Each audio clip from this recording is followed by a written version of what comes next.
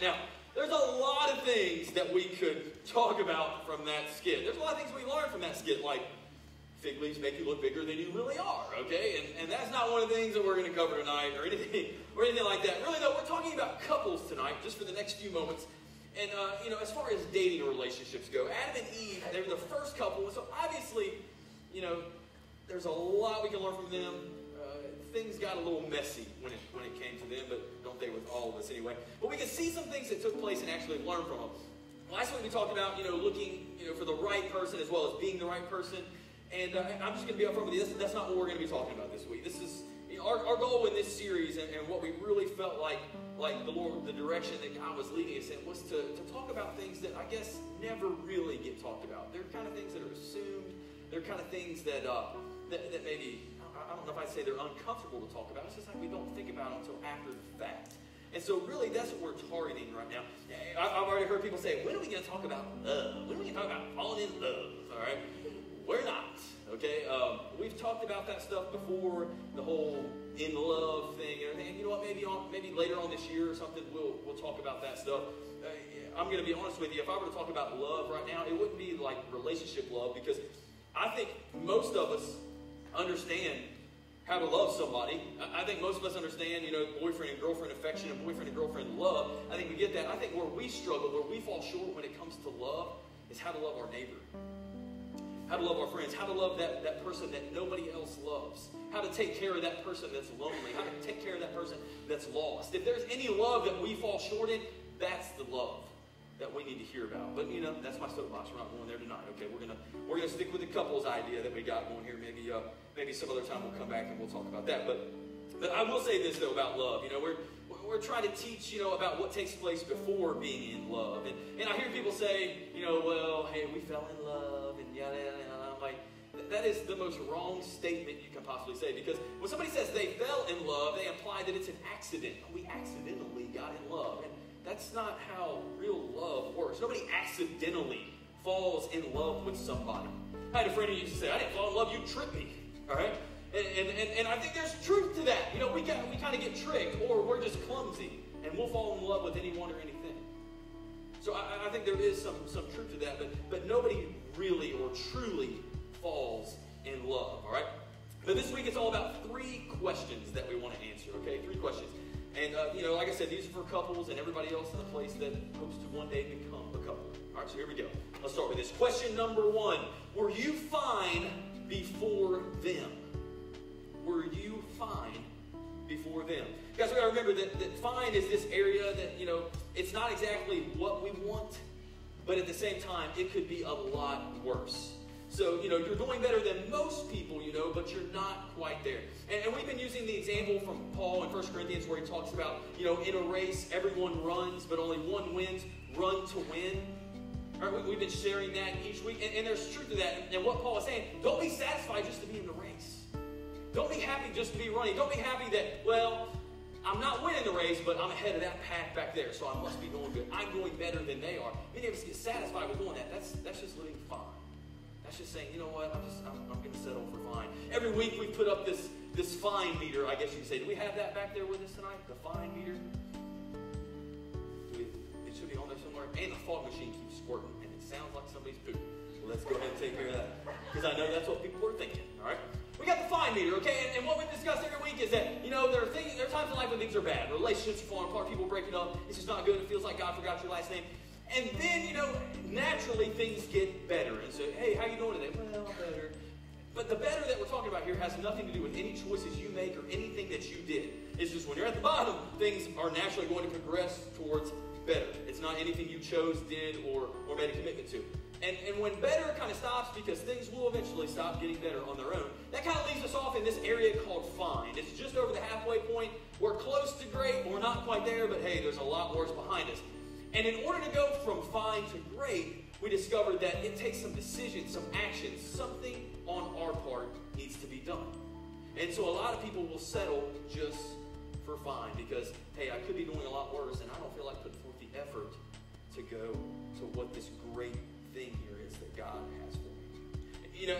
Movies don't help us out when it comes to relationships at all. We got, movies like Jerry Maguire that probably has the worst relationship line in the history of movies. All right, how many people have seen Jerry Maguire? See Jerry Maguire? He looks at her, they're standing on the bridge at the end, he's like, you complete me. What a bunch of hock. I mean, come on, seriously? Seriously, I'm just going to let you know, nobody on this earth will ever complete you. If you're expecting somebody to complete you, to make up for where you fall short, you're going to be sadly mistaken. If you put that expectation on somebody else, you will always, always find yourself disappointed. You know, and we even look at the Word of God, Genesis chapter 2, verse 18. It says, then the Lord God said, it is not good for man to be alone. I will make a helper who is just right for him. And if we keep on reading down through the story here, you'll see that God brought all the animals before Adam so that he could name them and everything, as well as to see if any of them that he had already created could be a helper to him. And what they discovered is that, there is nothing suitable already created for Adam to be his helper, to come along with him. And so God, we know the story. God put him to sleep, took a rib, made a woman, and there she is, and she's perfect, right? And so since the beginning of creation, it's been man and woman. Just want to clarify that, throw that in it. But we read this verse and we think that we can only be truly happy when we are in a relationship with somebody else, that it will cause everything to go from fine to great. But I want us to notice something here. It doesn't say that Adam requested somebody. It doesn't say that Adam was walking around the garden pouting because he was alone. It doesn't say that Adam was begging God daily, please give me a wife. I need someone. Bring her to me. He wasn't doing that. It was God that said, all right, the time has now come. It is not good for you to be alone. I'm going to bring someone. And I like that. It doesn't say that Adam had to go in search and do all these other things. It says that God brought her to him. And I thought that was really cool. I thought, wow, what an idea, what a picture of the goodness of God. And something else I want us to notice here. God did not make Eve at the same time as he made Adam. A lot of times we just kind of flip through the story real fast and we think, okay, all of a sudden they're both just laying there and they're both just creative. No. Adam walked with God in the garden. Adam had this relationship with God before Eve ever came about.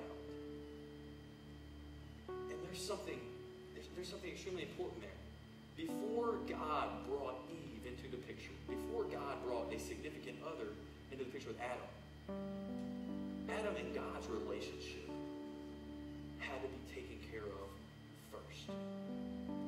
It wasn't until after their relationship was solidified, that their relationship was where it needed to be and should be, that Eve finally came into the picture. But we like to skip over that part. We like to just kind of read fast through that because we're impatient people. It was only after that Adam and God had the right relationship that Adam could finally have a relationship with Eve, that God brought Eve to him. And I think that's an awesome visual for what a relationship, how a relationship should start. It starts with your relationship with God. It's built on your relationship with Jesus Christ. There was a point in Adam's life where God says, I'm going to bring along for you the right person for you to be with. See, Adam's relationship with God came first. But so often we think, that people, will get together and all of a sudden their life seems to go from fine to great. That we put it on this other person, that we depend upon this other person to make our life everything that we're lacking, everything that we're not. I want to notice that Adam and Eve, they, like I said, they were not created at the same time. It wasn't that way. But you'll see what happens here so often is we put that pressure and we put that expectation on another person. My life it could be worse, but it's not exactly where I want it to be. So you know what? I'm going to add this relationship. I'm going to bring somebody else in, and that will fix everything. That will make my life great. When you're driving a car, you're cruising along, and if you ever look down at the RPMs, they're running about 2,000 RPMs depending on what you're driving. And then all of a sudden, if you just punch it, if you just hit the gas, they're going to shoot up to like 8,000 RPMs, all right? And you are getting it. You are moving down the road. But I want you to notice what happens, though. All right, next time you're in your vehicle, notice this. Be careful where you punch it at, all right? No speeding. When you punch it and you're moving along, you're still picking up speed. You're still gaining momentum.